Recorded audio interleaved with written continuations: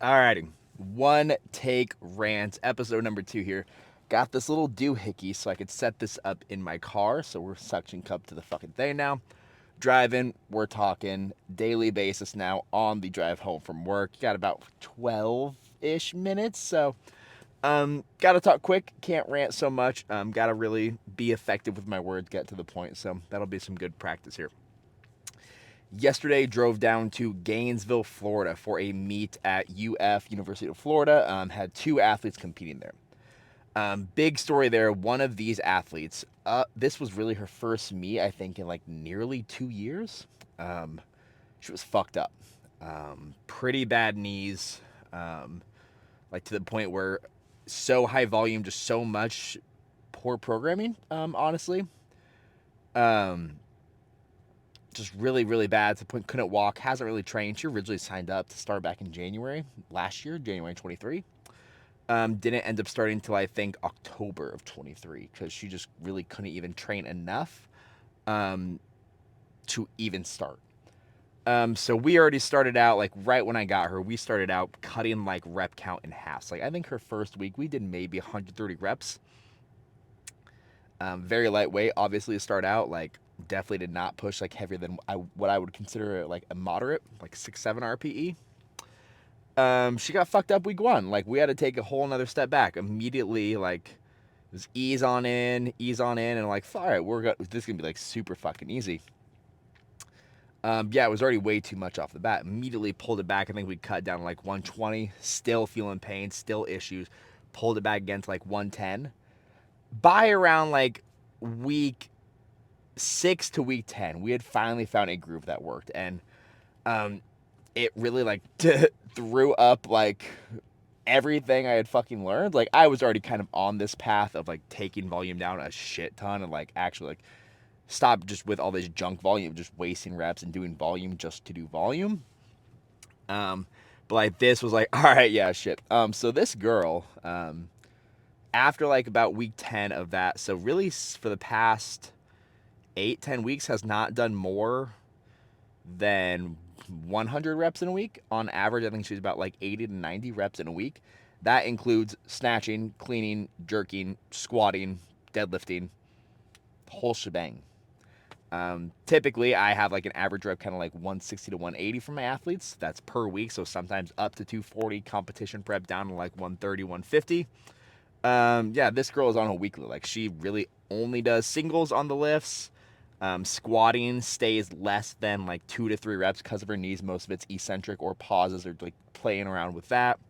Overall, it's a lighter absolute load, but still pretty heavy relative. Same with the lifts. It's all singles. But relative intensity, we've gotten up there pretty heavy. Um, and she's been fucking thriving on this. Like it's been wild, honestly. I'm like, fuck, all right, like we like for foreseeable future are not gonna break 100 reps. Like she's starting post comp right now. She's competed obviously, so we are taking a tiny step back because I really don't want to have like a big old relapse post comp. So taking it a little easy. She's at 96 reps. Most of the intensity for the week is light to moderate, moderate to heavy for like a couple deadlifts. But really, like we're cruising like fucking minimum effective dose as fuck right now. And a lot of what I grew up on was still, I guess we're gonna keep just running with the RP and Mike Israel stuff here. MRV, so maximum recoverable volume. The fucking thing was like every single thing I had been taught and every single thing I was running with, it wasn't maximum recoverable volume. It was just maximum volume because the shit was like looking at Olympic weightlifting as a whole, everyone has a fucked up shoulder. Everyone has a fucked up hip. Everyone has a fucked up knee.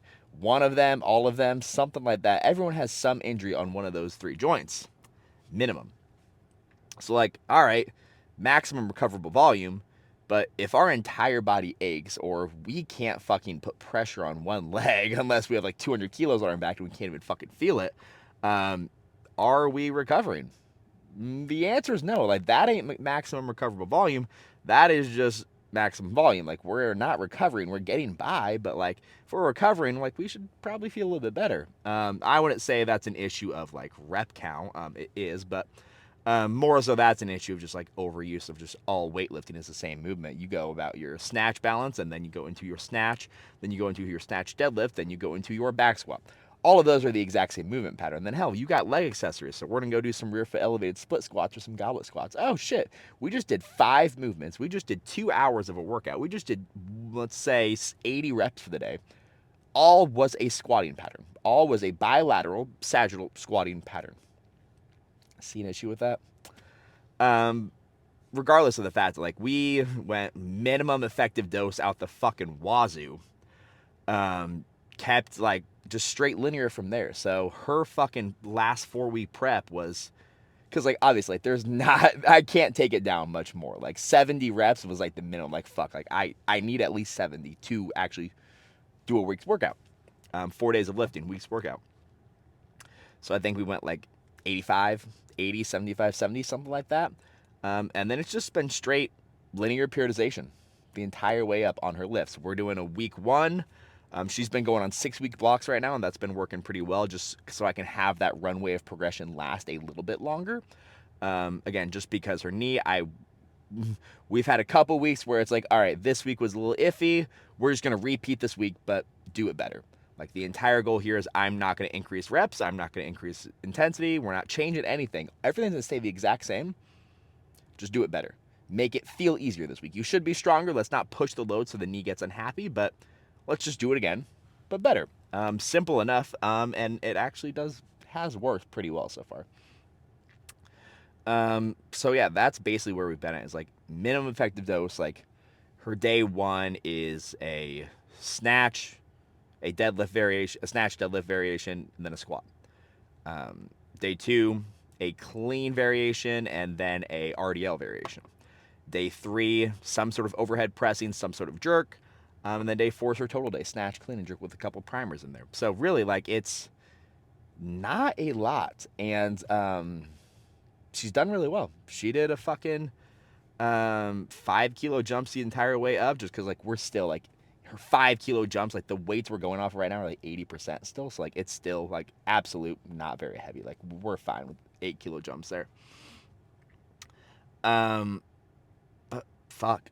Yeah, like she did great. 5-kilo PR on the clean, 5-kilo PR on the snatch, attempted a 10 and just out in front a little bit, bitched out a little bit in her own words. So she's okay with me saying that she bitched out, because she did bitch out.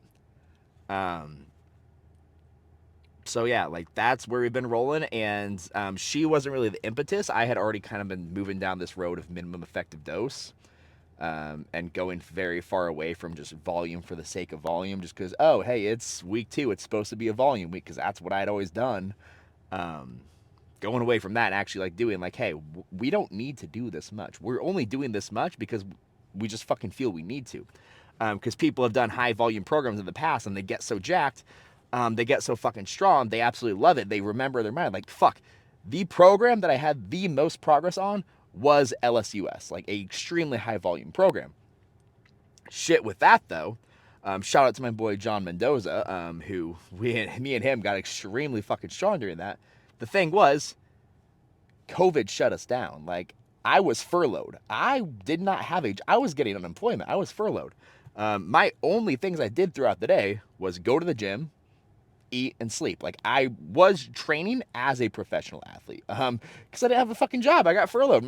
The restaurant I was working at got shut down. I graduated online because college had been shut down. I have one more month left. Graduated right then. I was fucking golden. So yeah, like, hell, fuck yeah, that large amount of volume did work really well when I was able to recover from it, because I didn't have a life, because I didn't have anything going on, because COVID shut everything down. I should probably stop saying that before I get shut down on YouTube too.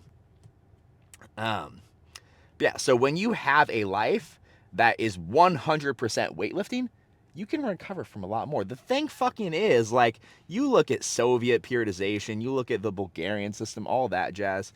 Yes, their structure and their, like, intimate, every single detail of periodization works because they're fucking communists. What do you mean? They can pluck kids from their families, tell them, hey, you're a weightlifter. Now go through 1,000, and if they get one good apple, they're fucking geniuses. It's like fucking venture capitalism. You don't think all of them are going to win. You place a shit ton of bets, and one makes you a fucking multi-million dollars and becomes a fucking unicorn company. Same shit here. Like, yeah, of course, this super high volume and super in-depth and super high frequency program works because they can just take the kids. They have state-sponsored lifting and they have state-sponsored doping, so that fucking helps a lot too.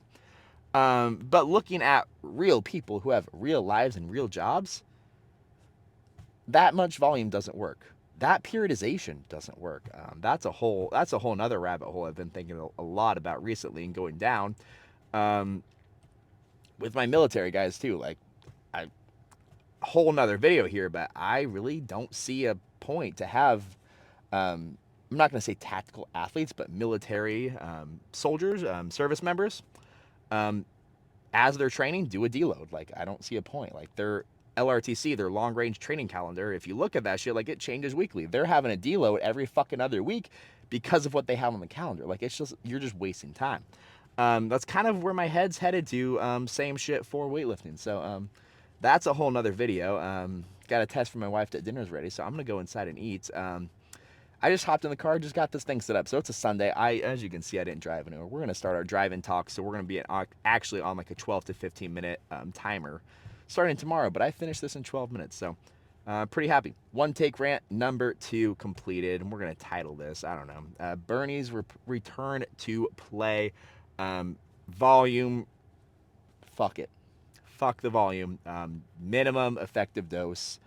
Um, both for health and just like fucking burnout. Like, it's fun for a couple weeks and then you just fucking hate your life and everything's painful. All right, that's it. Dinner time.